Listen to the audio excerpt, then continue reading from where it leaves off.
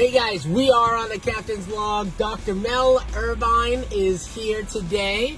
And you got a little chip on your shoulder about these ladies these days. We're going to talk about their sexual health, their wellness, and their orgasms. Tell me. So that is what I specialize in, is in female health. And it's sexual health, but it's also about overall health and well-being. By the way, you work with Dr. Dollar. I do. Every day. Yes. And you're stepping in for Dr. Dollar as you do every once in a while. Doc's on vacation. Yes. And I appreciate you coming. Thank you. Thank you. So, ladies, it's about time that a provider actually calls you out on your bullshit. And that's what it is. As far as quality of life, we want to talk about it, act the part, but we don't want to actually do anything about it. We have no problem spending money on this and this, and our butts and our boobs, Yeah, and our Louis Vuitton on our purses. lips and our brows and our Botox. But when it comes to our overall sanity, health, and well-being, we don't want to spend any money on that. I deal a lot with, hormonal issues in women. We do not have to live with the way that medicine has conditioned us to believe that it's just a part of aging and a part of being a woman. It is not the 1800s. It is 2020. And my quality of life, my sexual health, my orgasm, all of that is just as important to me as it should be to all women. A lot of times they want the materialistic things instead of fixing the down What are belows, you getting the all that parts. text for? Yeah, you gotta have the parts gotta be working right. You're looking the part for what? Women need to start thinking of quality of life as an issue that needs to be addressed for them. And again, medicine has conditioned them to believe that they shouldn't even be thinking about that because it's just how women are. I restore quality of life, orgasms in women all the time, and studies show, we talked about this, studies show that women who have intercourse, who orgasm frequently, live longer, they're happier, and there's so much to be said in life if you are just happy. When they do orgasm, what is it? Is a chemical release as well? There is. So there are that chemicals also that are released in the brain. Yes. And it relaxes your entire body. It improves your mood. You burn calories. I can't think of a better way to do all of that stuff than to be spending time with your partner. Most women cannot orgasm with just intercourse alone. Only 25% of women can do that. Well, we can add aids. That's where I talk about clitoral stimulators. I introduce things into the bedroom for people. And I talk about self-stimulation. Women, men, if you're not sexually active, you should still be self-stimulating. You should, at least for women, you need to know your body. Lesbians got it going on because lesbians, a lot of their sexual intercourse or sexual intimacy, they achieve orgasm for each other. Men are getting there. Google helps a lot. Men should be looking this up because hey, you want to get laid because I'm kind of horny, just doesn't work for women. You got to do more than that. So what works? What'd you say? When a guy looks over and he's like, hey. But what'd you say? Google? No. Google. Oh, I was like, wow, I'm missing out on something over here. You're like, I need that website. Yeah. That's called Google. Yes, Google. Okay. Yes. But there, and that happens. I get that all the time. Women who are like, look, he looks at me and he's like, hey, you want to have sex? No. Right, that's not a big turn That's when you just smack the stupid out of him and tell him that he needs to get a little something more going on with his But game. what happens, on the other hand, though, what happens when the guy really is trying and then the girl shuts him off? Because then that makes the guy feel terrible. So that's where a lot of crap comes in because women are very good about this. We prioritize everything in our lives other than ourselves and our partners, and we shouldn't be doing that. If you really, because I have a lot of women who are like, I'm just not in the mood.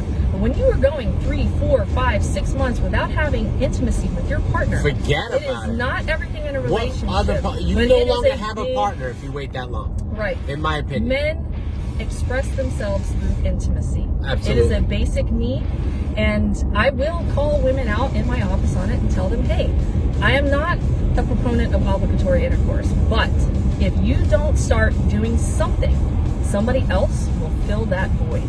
Not that your husband or your partner wanted to find it, but it will have fortunate species. We can have sex for pleasure.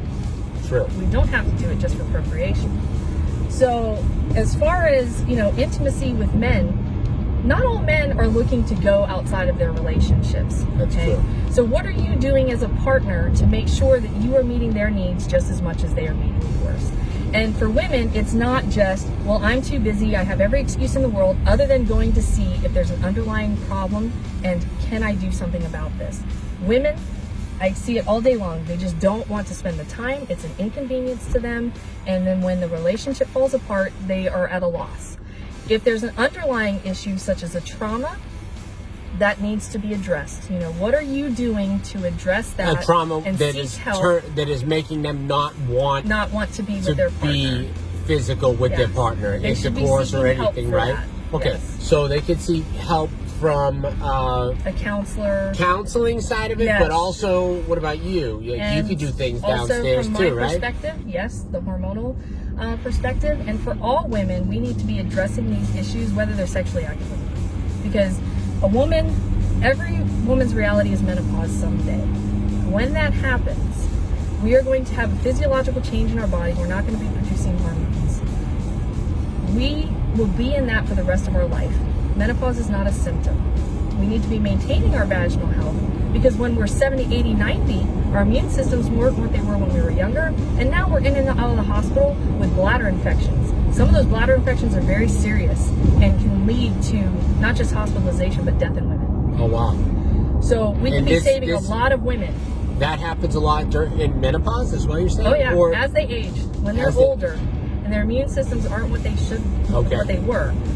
Now they're predisposed to infections. These but don't bladder they say infections, sometimes that sex causes these causes? They can. Again, you should be addressing hormonal issues in women, because I see women in their 20s hormonally deprived, and different vaginal tissue is dependent on different hormones. There is zero alternative to hormone in vaginal tissue.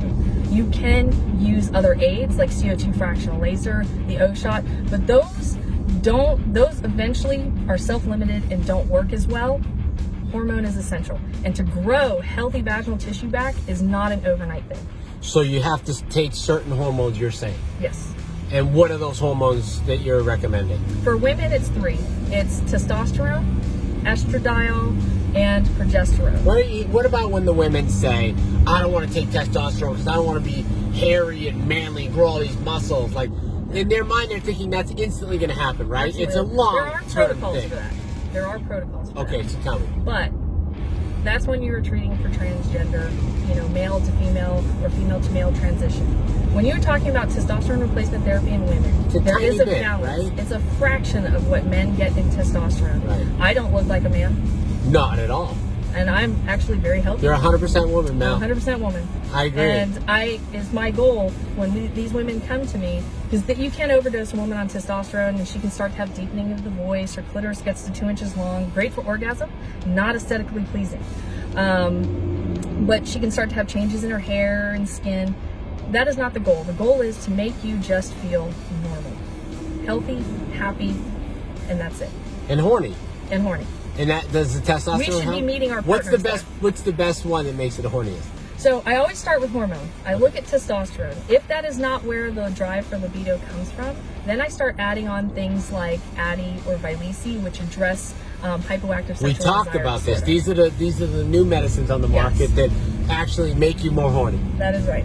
But I don't go by that alone, because I always want to address underlying issues. I start with hormone. If that's not where it lies, then I add.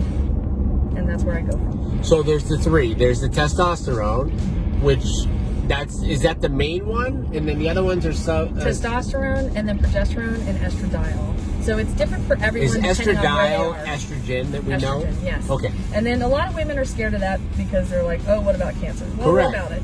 Not everybody gets cancer. No. And cancer doesn't define us. You cannot deprive the body 100% of hormone. There are other hormones that we need other than estradiol, and I don't put everybody on it. However, there's differences in hormone replacement. There's vaginal hormone replacement that has little to no systemic absorption that even a woman with cancer can be on. And these are done through shots, injections? Nope, this is actually a cream that she applies right to her vulva. So you have the vulva, which is the outside, and then you have the vagina, which is inside. I saw that on the Goop. Yes. Did you see the Goop? No. The show? No. No, with Gwyneth Paltrow? No, but I read about it. They all got naked, I read and they the all article. looked at the vulva, and they all talked about it. It was very and we nice. need to be doing that. So when I do an exam in the office, I don't do like a PAP exam. I do what's called a vulvoscopy. There's a camera set up. You can actually see everything that I'm seeing on the and you TV. show them around, right? And I do. Around it. They get a tour of their vagina. They get to learn. They get to learn. Because that was what the Goop was, is that these ladies didn't know their own parts. anatomy. Yeah. Yep. And keep in mind, that when a man, if I were to give, like I had given a diagram at a little event that I had, and I told everybody before they started to name the anatomy that if I had given this to men, they would get most of the anatomy correct. On the female? On the female. Okay, but when you give it to the ladies... When you give it to the ladies, they have no clue.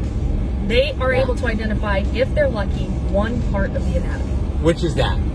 The clitoris. That's... Okay. That's about the only part of the anatomy that they are able to identify. Know. Yeah. And it's sad because we should know our own bodies and our own anatomy, and it's not a joke. It's not a, hey, what are you doing to your vagina? This is a part of our overall health. Sure. And we need to condition women better to understand themselves rather than just saying, oh, it is what it is. How many orgasms should they have in a week? Well, they should be having as many as they can. At least one a day, not more.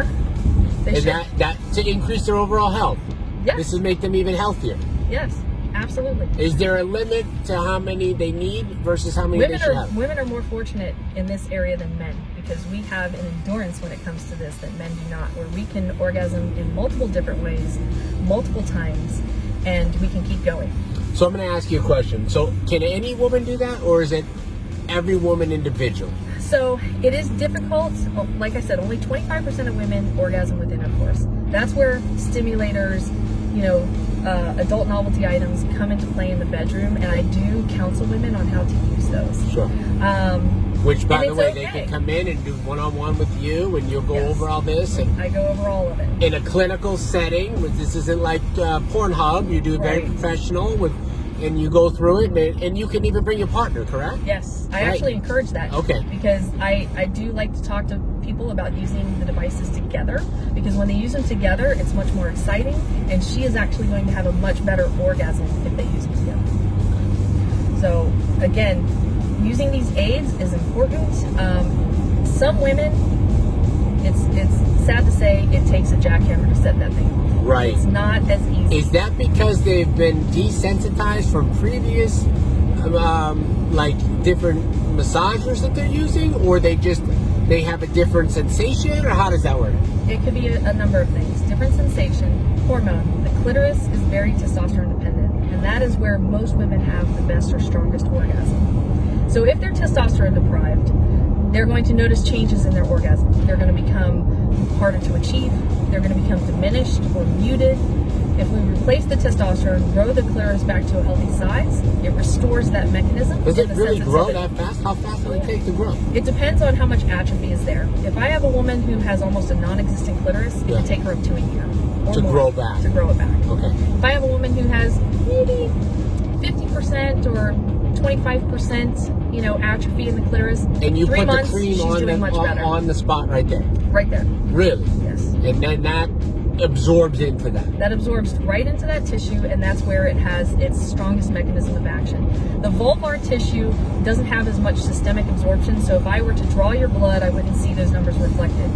But if you put hormone into the vagina, that's inside, the vagina is very absorptive. And because it's absorptive, then you have systemic absorption. If I were to draw your blood work, I would see those levels reflected. That is also why I recently spoke about this as well. When a man ejaculates, it's actually healthy for a woman when he ejaculates inside the vagina because it's very absorptive. And there's testosterone in there. There are mood stabilizers, there's antioxidants, vitamins, there's all kinds of stuff in there that actually is healthy for the vaginal environment. You heard that, guys. You heard that, ladies. Let it go right in there. Let it go right in. All right, that's good. Everyone's going to be happy now that they hear that. Hey, we only have one chance to get life right. Yep. Got to do it and be happy. Well, so the best advice for a woman, in your opinion, right now is what? Come see you, or what? How's it work? Yes, so come see me or find a provider who specializes in this and does more than just what is standard of care or taught just in medicine. They need to know that all of the hormones are important to address in women, and they need to be concerned about not just the health aspect, but if you are sexually active, they need to be concerned about addressing that. Because I couldn't tell you how many women I've had sitting in my office crying because they're unable to orgasm. Right. And they are so tired of it all being about their partner and them being left behind. And when they finally are able to get back to a good place, they just... Unless they're absolutely, banging them out, they probably should look at some type of option. Yes. Yes. Yeah. Because there's always a way up. You can get better. Yes. Is that true? Oh yeah, absolutely. You know, when it comes to us and our health, there's always room for improvement. I know that a lot of women like to think they're perfect. Think about it like Botox, right? If they're still beautiful, but they might want a little touch up and still look extra beautiful. Yes. Same thing with the down below. Absolutely. So you want to age gracefully. Same thing with the vagina. Yeah, Yep. I agree. Well, Dr. Mel, telling it how it is here on the Captain's Log. We appreciate it.